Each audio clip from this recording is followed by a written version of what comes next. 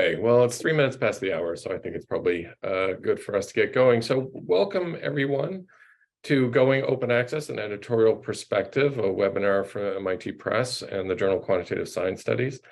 Today, I am joined by Ludo Waltman and Vincent Larivière to talk about the birth and young age of Quantitative Science Studies, the official journal for the International Society for Scientometrics and Informetrics, a journal that's published by the MIT Press and is entering into its 4th volume of publication in 2023. The journal definitely has a unique origin story, so I hope you'll find it interesting. And then at the end, you'll hear a little plug from me for a new program from MIT Press called Shift to Open, which is designed to bring more journals out from behind paywalls and to an open access future. So first, we're going to talk for about 20-25 minutes about how the journal came about, how it's been going, and then I'll have some questions for Ludo and Vincent, and then we'll open it up to Q&A from the webinar attendees. Okay, so to start, Vincent Larivière, and Vincent, you're going to have to forgive me, I can't do this in French, my French pronunciation is poor. Vincent Larivière is Professor of Information Science at the School of Library and Information Science at the University of Montreal, and Scientific Director of the Erudite Journal platform. And Vincent is the incoming editor for the journal Quantitative Science Studies, or QSS.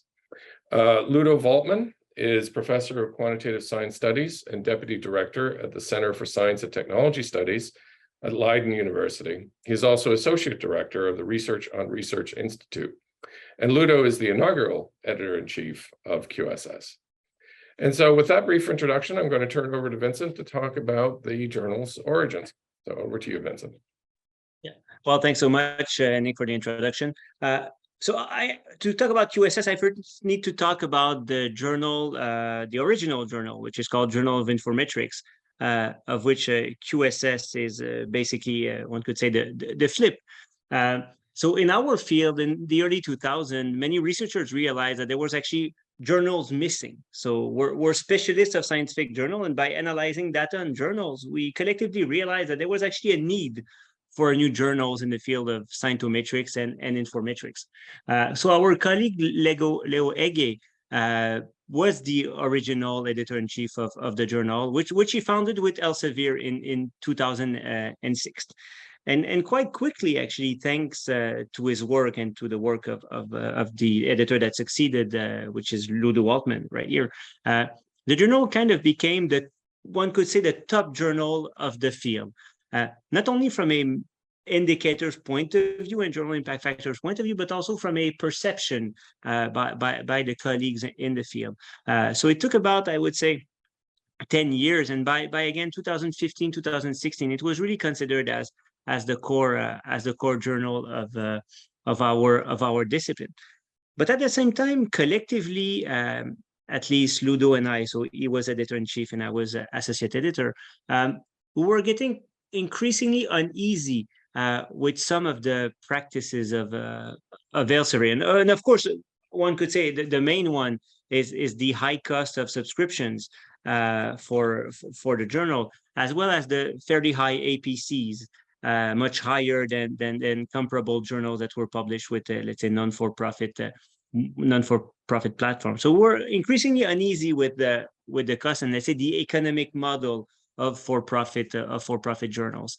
Then the second reason that for which we were actually not so happy with Elsevier was the fact that we did not have the choice over the manuscript submission system. So we were actually forced as editors to use the system that was developed in-house by Elsevier, which was actually quite cumbersome for us as editors to use. And then the third reason, and this is an interesting one because it's internal to the dynamic of the field.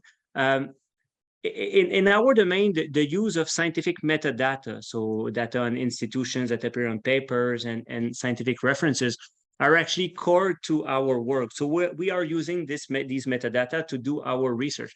And at the time, there was an initiative that was called Initiative for Open Citations, where basically publishers were asked to make these references open in their scholarly papers.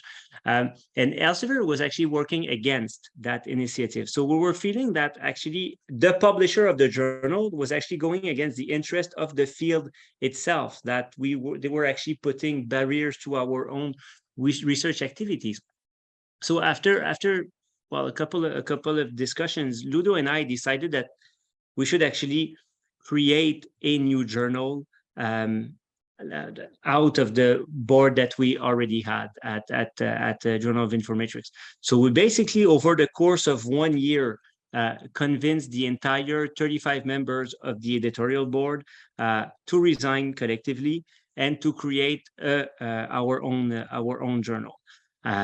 So basically, we wanted to leave, let's say, all of take all of the scientific credibility of the journal, which basically, again, a journal, one could say, is an empty shell. What makes the quality and the credibility of the journal is the editor-in-chief and the editorial board.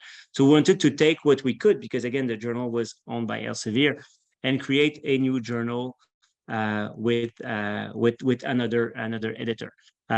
So we convinced a scientific society, which is the International Society for Scientometrics and Informetrics, which is a core society in our field, to make that new journal their own. So Quantitative Science Studies, which is the now not so new journal, but let's say back then the new journal, is officially the journal of the International Society for Scientometrics and Informetrics.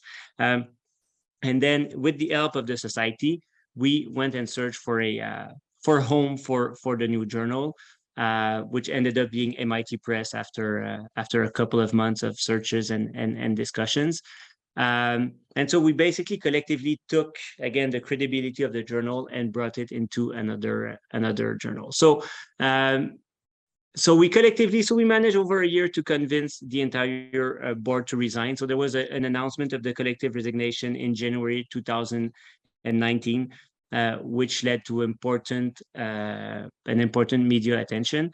And one of the key issues, and I will stop, I'm almost done. So one of the key issues was to make sure that the journal was actually accessible. We wanted it to be open access, but we also wanted it to be relatively inexpensive for researchers to publish their manuscripts. So we managed to get a grant from the TIB Foundation in Germany, where basically all of the article processing charges were paid for the first 3 years for almost all manuscripts in the journal. And so now we're at year 4 of the journal. Journal of Informetrics still exists with its own board, but QSS is actually thriving, and we're actually very, very happy with the flip. We actually believe it's quite a success. But I will let Ludo continue on the challenges that lie ahead for the journal.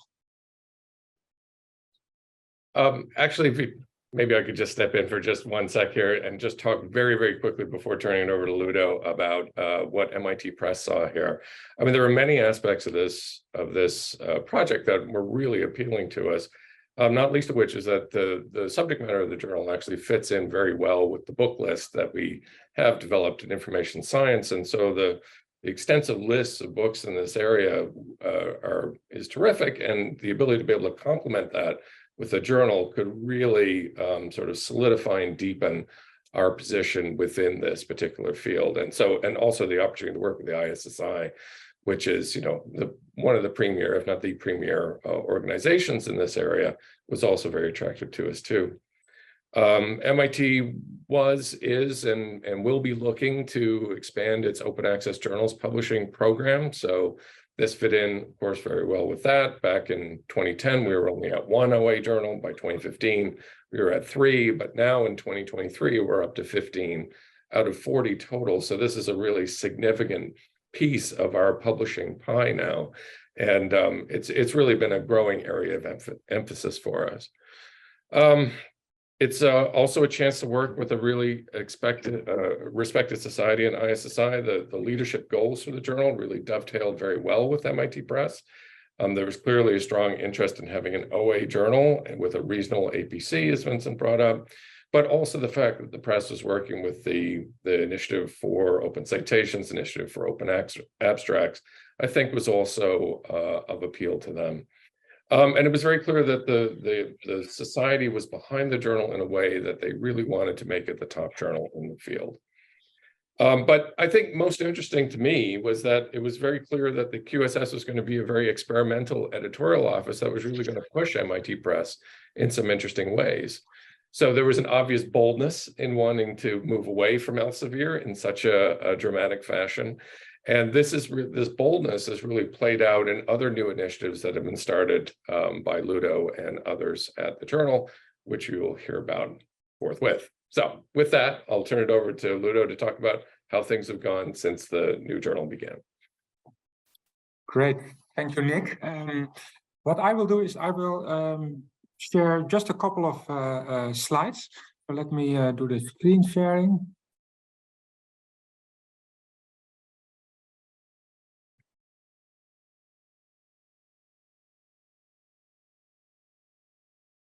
Just need to find the right window. Always a challenge.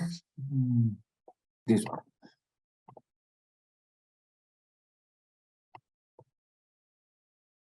Yes. So I will just share a few things about what happened after the launch of the journal. So after we did all the things that Vincent just told you about, in collaboration, of course, with Nick and the whole team of MIT Press, we have now been running the journal for about 4 years. Which I must say has been for me, and I'm sure Vincent will agree, this has been an extremely rewarding experience. And I'm going to tell you a bit more about what we managed to do, perhaps also what we kind of experienced as challenges, yeah, where we are at the moment with the journal. So I will focus on supporting open access, which of course, as Vincent explained, is kind of one of the key drivers for this whole development. I will tell you a bit more about how our community has responded over the past couple of years to this initiative. And then I would like to broaden a little bit to kind of supporting open science more broadly beyond open access and the contribution that QSS, Quantitative Science Studies, is making in that respect. So let me start with supporting open access. This is basically what Vincent explained. We started the journal together with the society, the International Society for Scientometrics and Informetrics. The journal is open access. The journal is also an APC-based open access journal. I will say a bit more about kind of what we see as also the let's say the downsides of the APC model. But before I do that, let me just tell you a bit more about how we actually got started. So what we managed to do is to set up the journal with an APC that I think is a modest one. I realize that for many authors, this APC is still about a lot of money. And this APC can actually be an obstacle. It's a modest APC in comparison to the APCs charged by some other journals in the field. And I think it's an APC that is kind of reasonable to cover all the costs of running the journal, and in particular, of course, the cost that the publisher is making. So the journal was started originally with an APC of $600 for members of our society, a bit more for non-members. We recently had to increase the APC a little bit to $750 for society members. To put this into perspective, I went this morning, earlier today, I went to the website of the old journal, Journal of Informetrics, and I was really actually surprised to see that the APC of that journal, again, had increased. I wasn't aware, but it's now almost $4,000, which is actually, I think, almost twice as much as it was at the time of the journal flip 4 or 5 years ago. It's a huge amount of money. So what you see now is that the old journal, Journal of Informetrics, is charging an APC that is about 5 times as high as the APC that we are charging at QSS. So yeah, that's the difference. That's the difference between the two publishers, between Elsevier, between MIT Press. And something else that I always mention when I I present something like this is that I have been editor with Elsevier, working with Elsevier for Journal of Informetrics. I've now been editor for about 4 years, working with Nick and the team at MIT Press. There is a difference in APC, a 5-fold difference more or less. There's also a difference in service level. And the interesting thing is actually that what we experienced, me, Vincent, and the rest of the editorial team, we experienced it actually in terms of service level. We are more happy with what MIT Press is able to provide to us. For instance, to mention just one thing, so at MIT Press, we are getting language editing of the articles. So many people like myself struggle to write in proper English, but fortunately we now have professional language editing by the press, which is something that Elsevier did not provide. So Elsevier just published the articles the way they were written by the authors. So we really feel we have actually now a better service level than we used to have in the past, while the APC is much, much lower. So this, I think, this really should make us all aware of kind of the deeply problematic system that we are all operating in when working with a publisher like Elsevier. Nevertheless, I mentioned that APC, even though it's much larger than the APC that is charged by a commercial for-profit publisher like Elsevier, that APC is still an obstacle for many authors. Authors from low and middle income countries, but also authors from many global north countries are having difficulties paying an APC of $750 US. Many universities don't provide funding for this. A lot of research in our field is not directly funded by research funders that are able to cover the cost of APCs. So this has been a kind of an obstacle for authors. Vincent already mentioned that we were really privileged actually to receive a subsidy, a generous subsidy from the TIB library in Germany that has supported the journal in the first 3 years of its existence, by enabling us to waive APCs for authors without funding.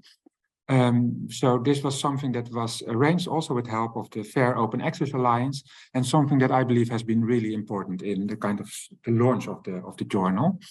At the moment, we are supported by the Eugene Garfield Foundation, which is providing funding to enable us to waive APCs for authors without their own funds. For us, as the editorial team, it's really important that we manage to make sure that also authors without their own funds, and in particular, of course, authors from low and middle income countries, are able to publish in the journal.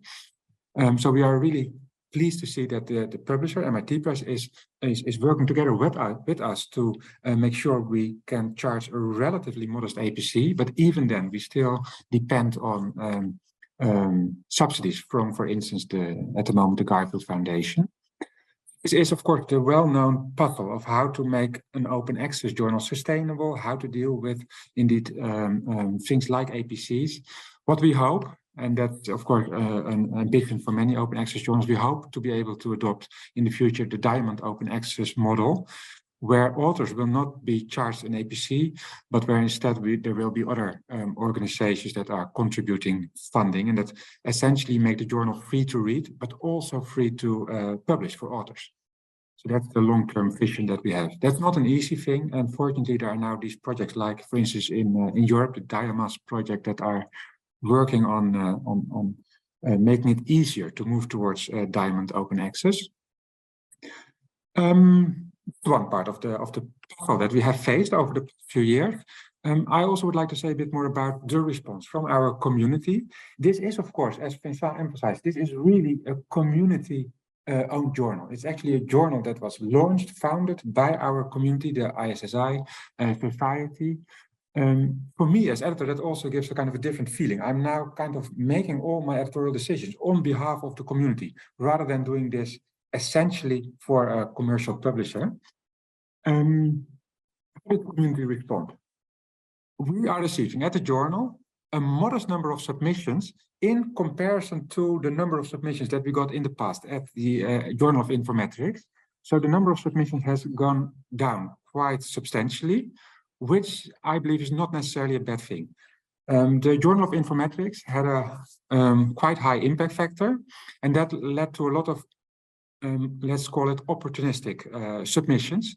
Submissions being made of papers that were clearly below the minimum quality standards, but that authors were just submitting, hoping to get published in the journal to benefit from this impact factor. We don't have this anymore. So that has led to, indeed, a substantial decrease in the number of submissions. It actually went down by more than 50%, but it also led to a substantial increase in the average quality of the submissions.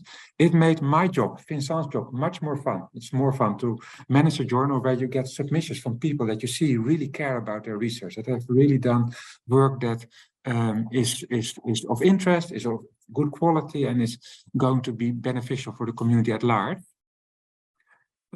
What is also interesting is that many of the submissions that we receive at the journal are in one way or another related to open science. And this might reflect the history of the journal and kind of the development that we as a community have gone through in becoming more aware of all the issues around open access publishing, openness of metadata, of citation metadata, for instance. So we are attracting a particular type of submissions that very much relate to the process that we as a community have gone through.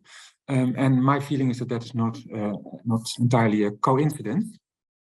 We have managed over the past few years to publish several high-profile special issues, which I'm really proud of. Some special issues kind of paying special attention to developments in our field, in particular parts of the world, in China, for instance, in Latin America. We have managed to give visibility to, for instance, also open data initiatives in our community. So that was also something that was covered by a special issue. So these special issues have been really, really important for the journal. We have also managed to kind of build bridges with neighboring communities in one of these special issues. So what we see also, for instance, when you look at download statistics, you see that this has attracted a lot of readers. We are now also going back to a little bit more the traditional way of thinking. We have also managed to get indexed in these databases that are important for authors to get recognition for their work, Web of Science and Scopus. So one of the reasons why the number of submissions went down compared to Journal of Informetrics is indeed that initially the journal was not indexed, did not have an impact factor. Now we are in these databases. We are in Web of Science, we are in Scopus, we are going to get an impact factor. So in that sense, authors that are operating in an institution or a country where this is important and where they need to publish, for instance, in journals that indeed are in these databases, they will now also be able to publish in QSS, which initially in the first 1 or 2 years was really an obstacle for some authors. I do want to emphasize that there are many other databases in which journalists also emphasized, and these databases don't have these kind of selective policies. So they actually started to immediately index the journal from the start, which from my point of view is actually what databases should be doing, rather than kind of first waiting until a journal has been in existence for a number of years and has attracted sufficient submissions and readers, etc. I also want to share is that the community, so that is me, Vincent, but that is also all our authors, the community is happy with the service level that we get from MIT Press. So it's a very personal way of working together with the team at MIT Press, where it's very easy to kind of take care of all kinds of problems that, of course, now and then emerge when you publish a journal, with someone being unhappy, an author perhaps being kind of confused about something. All these things we can, in a very kind of pleasant and also personal way, we can take care of them, which is different from, for instance, my experience in working with Elsevier, where it's kind of more like a factory where all the things need to be done in exactly the same way, and there is kind of almost no space for tailor-made, customized ways of handling all kinds of situations. See the number of articles that we published. And I've also made a breakdown here between authors that could pay themselves, the APC, and authors that were dependent on the TIB subsidy. I must say it was a bit of a surprise for me that there were so many authors depending on kind of an APC waiver in the first 2 years. This has decreased now a little bit in the third year. possibly also partly because we made authors more aware of the importance of taking responsibility themselves, of kind of funding their articles. So we need to see how that will develop in the coming years. And I also want to show this. This is the graphical breakdown of our authors. So we really aim to be a journal that has a global scope, that is paying attention to kind of what is happening in the research system globally and not just in particular parts of the world. In reality, it is actually the case that we are still a journal with a community of authors that is mainly from the global north countries, as you can see. We hope that the journal will manage to become even more globally diverse in the future. Final thing I would like to tell you about, we have managed to have an open access journal with an APC, as I mentioned, that is kind of, I would say, reasonable, modest. We have managed to also do a few more things related to open science. And the first thing is the thing that is so important for us. Vincent explained that. We are a community that is itself making use, in a lot of the research that we do, we are making use of metadata of scientific outputs, research outputs, articles in scientific journals. That's actually the data that is the source for a lot of our work. That means that, of course, our own outputs should have metadata that is made openly available. And this is what we have. What you see here is for our journal, the so-called participation report that Crossref is publishing. I won't go into the details, but this report essentially shows that we are doing a really good job in making all that metadata openly available through the infrastructures that Crossref is providing. And this was the big problem with Journal of Informetrics, where it was impossible to convince the publisher that this is the way to go, that the publisher should actually provide this service of making all that metadata openly available. We are extremely pleased. This is something we have managed to accomplish by making that, doing that journal flip.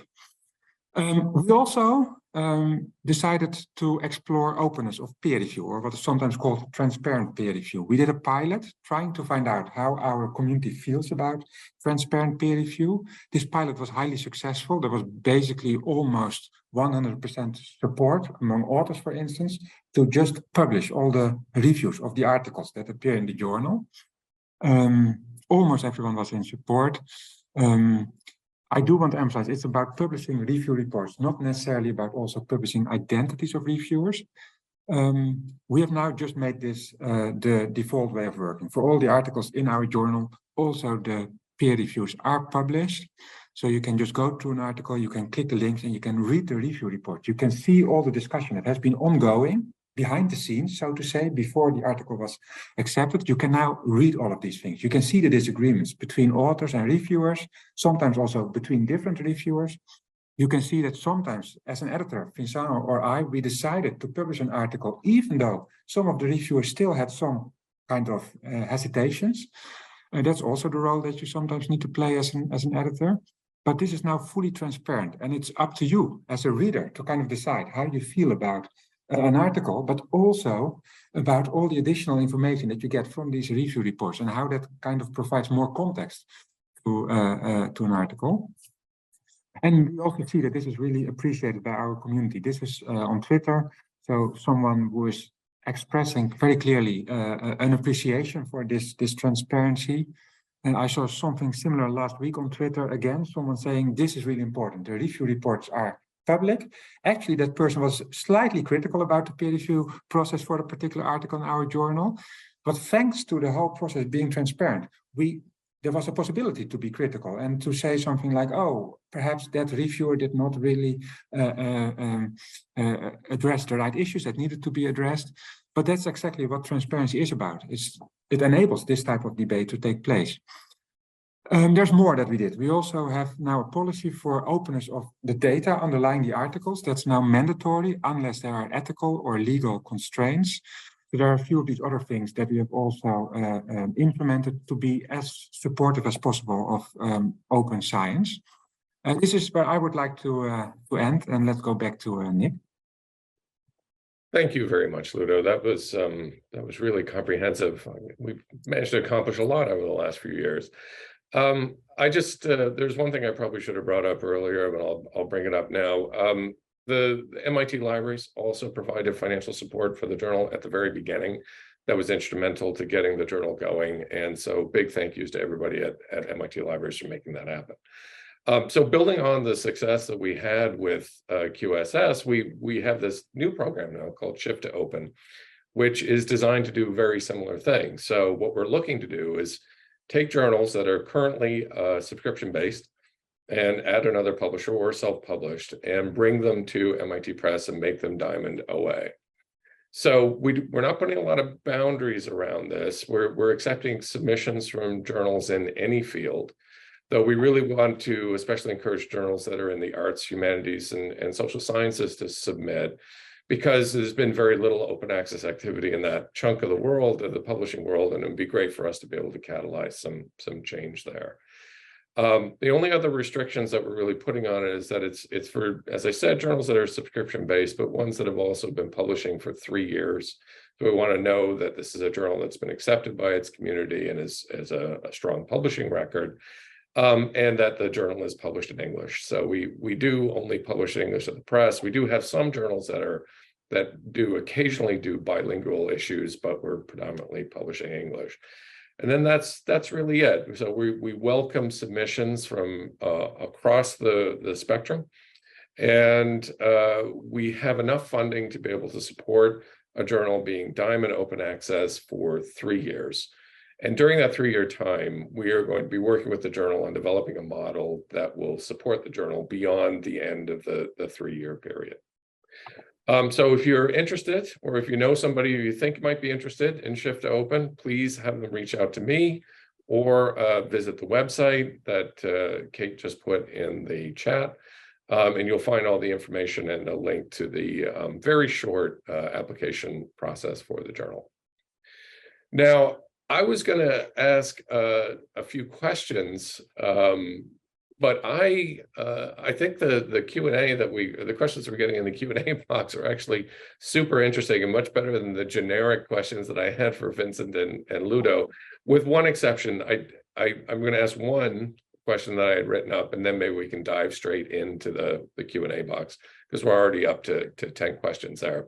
My question for you is thinking back to that time when the journal was just coming over to MIT Press, what level of concern did you have that authors were not going to follow, that they were just all going to stay with Journal of Informetrics, and it'd be very, very difficult for us to get the paper flow going? Maybe I can start. I mean, given the fact that everyone on the board resigned, so we had total unanimous agreement on the board. Of course, it took time in terms of the discussions, etc. But once we had unanimous agreement on the board, I must say that I was actually quite optimistic that the community would follow. And I think empirically, we actually see that they did. And so I served as the interim editor-in-chief for a couple of months. And already once we announced the journal, we actually got submissions in the few days that followed the announcement. So I was actually quite happy to see that very quickly the community picked it up, and it became the new home for many of us. It's my memory that you actually have more papers than you knew what to do with, almost right from the beginning, that we were publishing some really thick issues right out of the gate, which was really great to see. Okay, well, why don't we just start right at the very top of the Q&A box? So the first question is from Eric Sharaz at Iowa State. Were there any concessions that Elsevier offered to attempt to keep the board, or were they not really interested in negotiating? Yeah, perhaps I could say something about that. We had a quite lengthy process in which we indeed, within the editorial board, as Vincent explained, we discussed this whole thing, but we also tried to kind of involve Elsevier in that discussion. I even remember that meeting, Vincent, where we had the Elsevier representative actually joining our board meeting. I also remember myself traveling to Amsterdam, where Elsevier has its headquarters, and me actually there visiting them to discuss this. These were kind of polite meetings where we had polite discussions, but no actual negotiation took place, I would say. They did not really make any significant attempts to kind of find a compromise. And actually, anyone who wants to really understand the details, even part of the communication between us and Elsevier is publicly visible in letters that are available somewhere online. Yeah, and what if I may comment on that, one of the three main issues was the initiative for open citation, which in the end Elsevier signed a couple of years after. So they indeed moved on one of the three elements, but we were, I would say, we were already gone.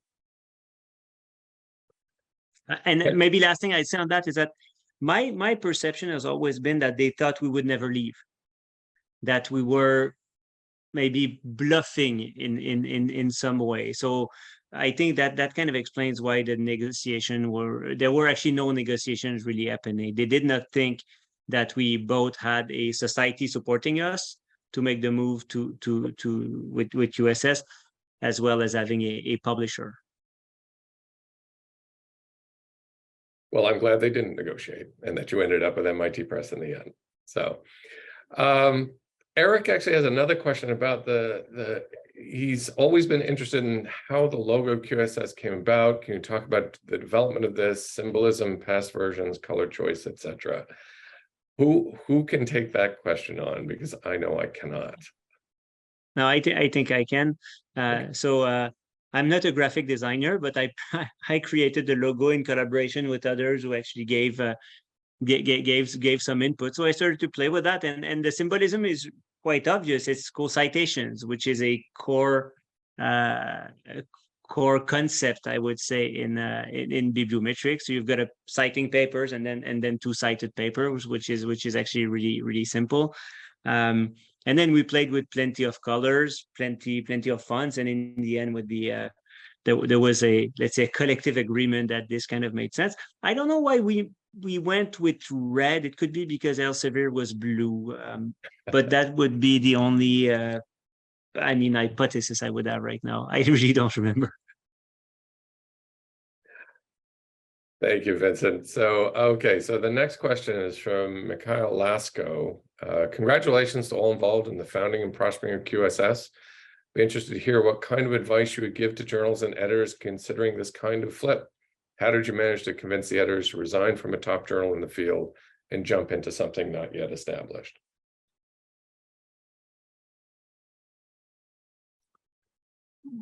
Perhaps my take on that is that this, of course, requires a certain commitment on the part of editors or community to kind of do the thing that probably we all know is the right thing to do, but that also just takes a commitment in terms of time and perhaps in some way courage to just take particular steps. So what we see is that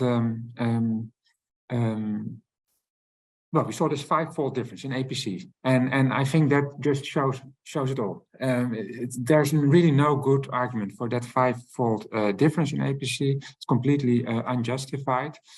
So I think it's kind of clear to all of us what is the right way to deal with this situation. Yeah, these publishers that charge these very high APCs, that's not acceptable.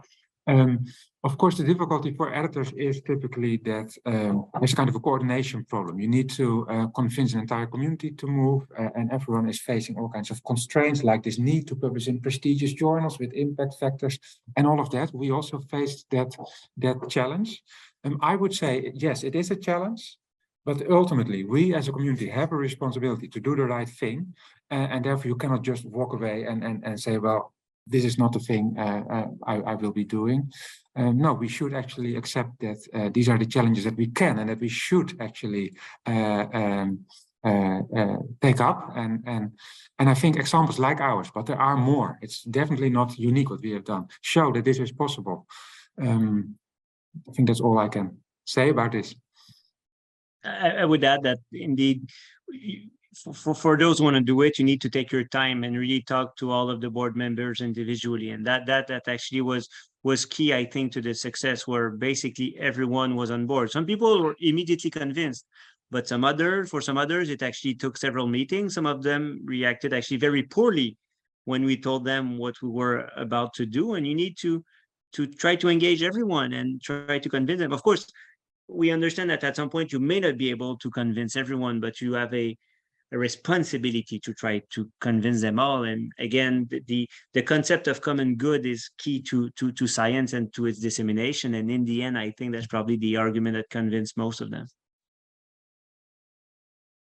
Thank you both. The next question, I think maybe for me, it's from Elena Papageorgiou. Apologies if I'm mispronouncing your last name. I understand that MIT subsidizes open access for a certain number of years. What happens after that?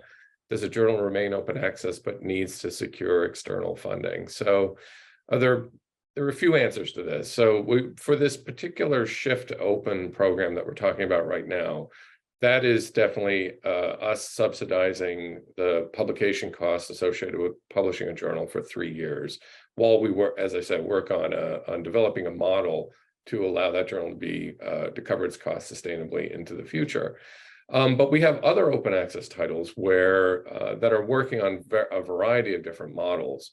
So we have some that are focused, or some that are funded almost entirely by grants or from foundation money. We have some like QSS that are funded by APC charges, though those APCs were actually covered by TIB in the first 3 years of the journal's publication.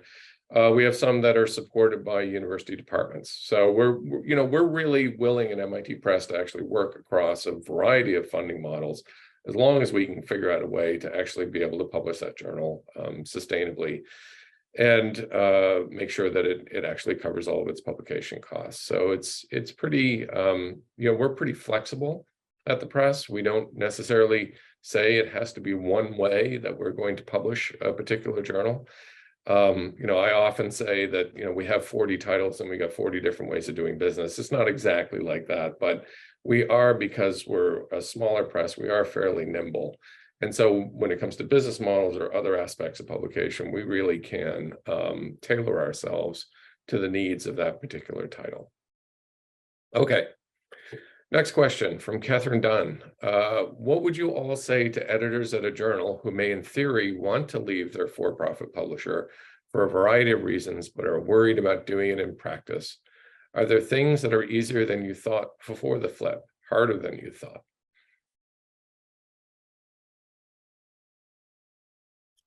I would actually say it was not that difficult. It is a time commitment that you need to make, a significant time commitment.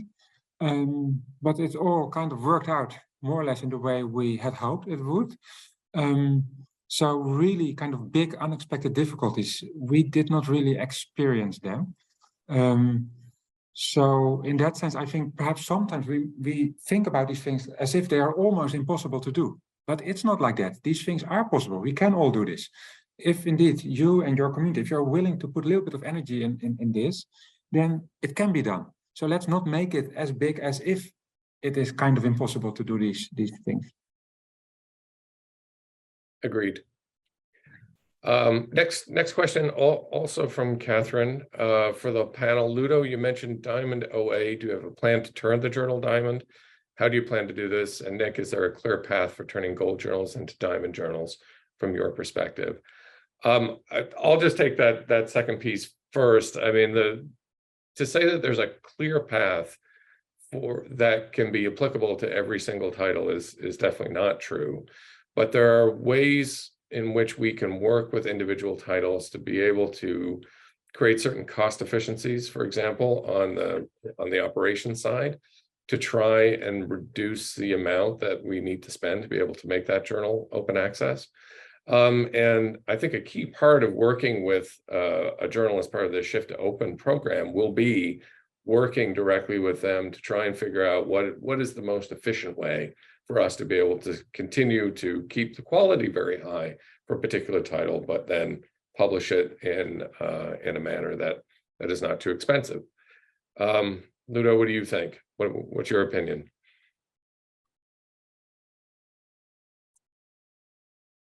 I think about the Diamond Open Access thing, I think we would be lying if we pretend to have that there's an easy answer to that question. But I think what we see here is that, of course, like we discussed before, this is a coordination problem. this is really depends on all the relevant stakeholders kind of just coordinating properly with each other. So we, on our own, we cannot kind of solve the difficult problem of moving away from the APC model to a diamond model. It's something that requires coordination, collaboration with other types of stakeholders. And I would say, for me, this is also a call to these other stakeholders, like libraries, for instance, like research funders, to really reflect on their way of kind of supporting the transition towards open access and what they can do to support things like the diamond open access model. And we see now, fortunately, we gradually see that there is more awareness also, for instance, among funders of the need to go beyond the kind of the kind of simplistic way of doing open access, read and publish deals, APCs, and fortunately there's more and more awareness of enabling diamond open access, and this being a joint responsibility for all of us. Thank you, Ludo. Next question is from Marcel Laflamme. Hi, Marcel. Question from me. To what extent were the open science innovations that Ludo discussed already things that MIT Press was doing? And if new, to what extent have they been applied on other MIT Press journals? So, like I said, right at the very beginning of that middle part that I talked about, one of the things that was really interesting to us is that it was clear that there was a certain boldness within the editorial office that was really important to us, that was going to push us in some really interesting ways.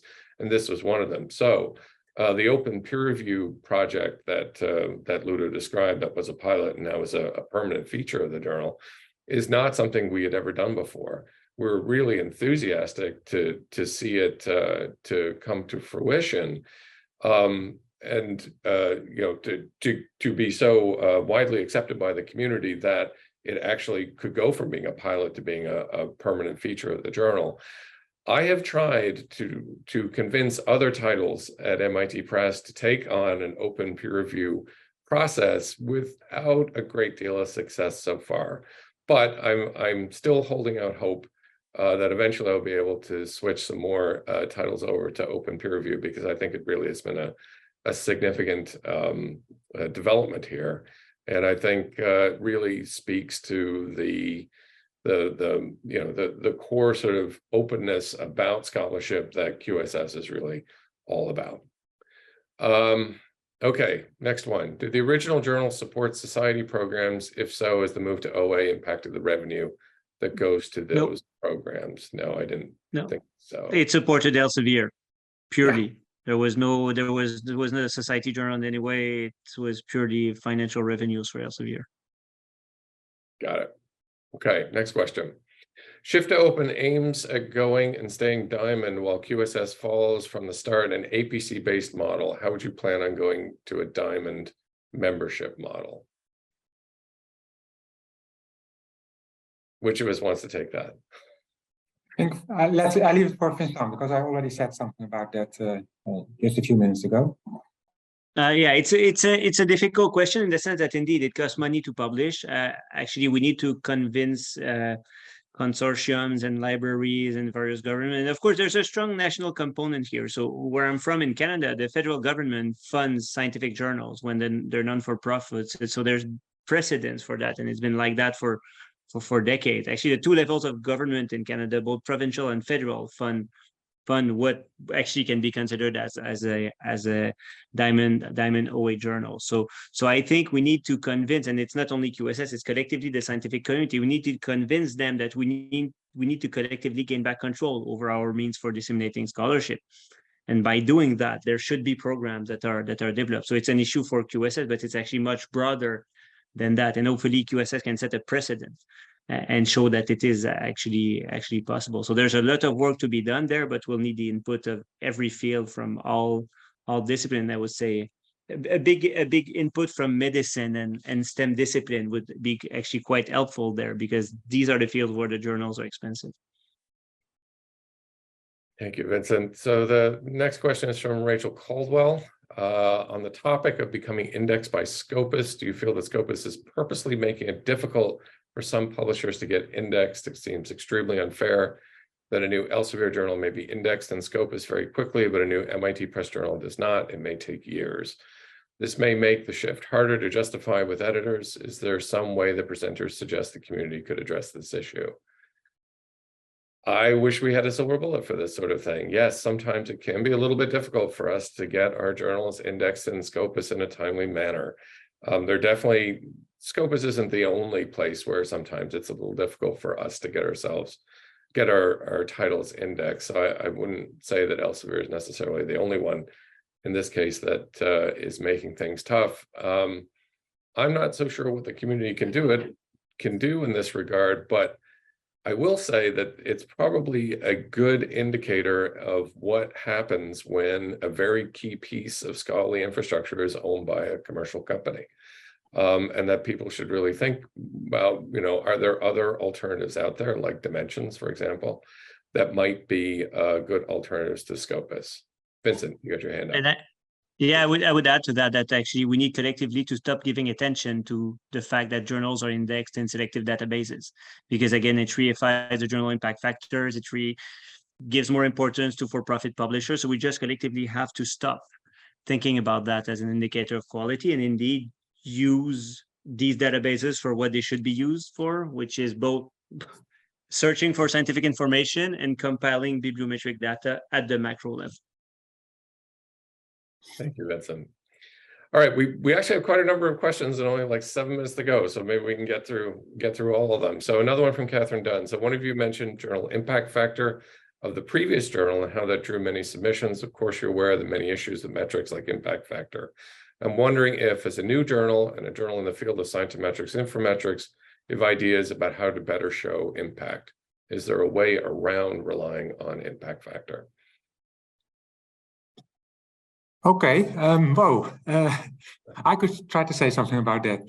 Of course, there are all kinds of other ways in which statistics about journals can be provided. So things like readership, downloads, actually things also like commitment to open science practices, perhaps the experiences of authors that authors could share and could report, all of that. However, ultimately, I think this is a question about how we choose to evaluate our research. So ultimately, this is a question that's actually not so much about how the whole publishing system is operating, and even not about what databases like Scopus and Web of Science are doing. Ultimately, this is about how we as the scientific community, we ourselves, choose to evaluate researchers, to make hiring, promotion, tenure decisions. And that's actually where we need to change our practices, and where fortunately we now see developments, at least in particular parts of the world, towards what is often called more responsible assessment approaches, and that I think is really key here. Vincent, did you have anything you wanted to say on that regard, or should we move on to the next question? Yeah, let's move on, and I'm trying to answer a couple of questions in the chat also, given there's 5 minutes left.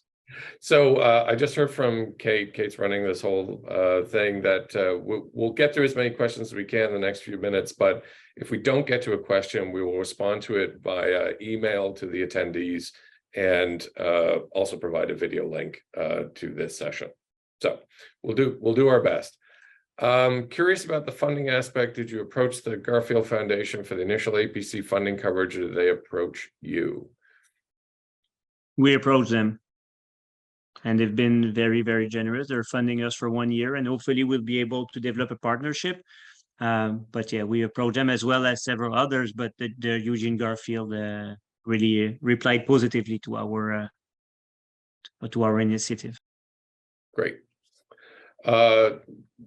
Catherine Dunn's next is, I think, just a comment about the impact factor question. Elizabeth Swayze asked, does the business model require that we do more than just cover the cost of publication? Must the program bring in other revenue to keep it going at MIT Press? So the answer is yes.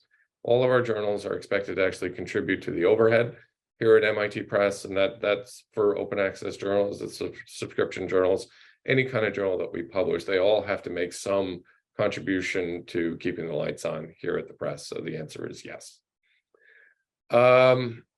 Next question from Christoph Skoch. Thanks a lot. Our society, where'd it go? Our society doesn't only publish with a commercial press, but also benefits financially from doing this. We want to flip to OA, but would lose a large percentage of our income if we did so. This income supports many of our activities, including other OA journals. What are solutions for this dilemma? I wish there was a solution for this dilemma.